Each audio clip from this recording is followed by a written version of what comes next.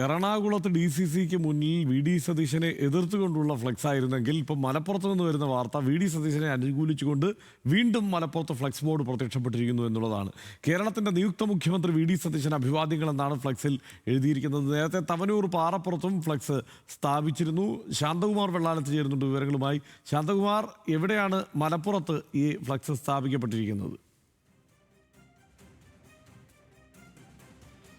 ഹർഷൻ, കഴിഞ്ഞ ദിവസം ഫ്ലക്സ് പ്രത്യക്ഷപ്പെട്ട തവനൂർ മണ്ഡലത്തിൽ തന്നെയാണ് ഇത്തവണയും ഫ്ലക്സ് പ്രത്യക്ഷപ്പെട്ടിരിക്കുന്ന ഏറെ ശ്രദ്ധേയം. അന്ന് തവനൂർ മണ്ഡലത്തിലെ കാലടി പഞ്ചായത്തിലെ പാറപ്പുറത്തായിരുന്നു. ഇന്ന് അത് തൃപ്രങ്ങോട് പഞ്ചായത്തിലെ പെരുന്തല്ലൂർ എന്ന സ്ഥലത്താണ് ഇന്ന് രാവിലെ ഇത്തരത്തിലൊരു ഫ്ലക്സ് പ്രത്യക്ഷപ്പെട്ടിരിക്കുന്നത്. വി ഡി സതീശന് നിയുക്ത കേരള മുഖ്യമന്ത്രി വി ഡി സതീശന് അഭിവാദ്യങ്ങൾ എന്നാണ് ഫ്ലക്സ് ബോർഡിലുള്ളത്. നേരത്തെ ഫ്ലക്സ് ബോർഡ്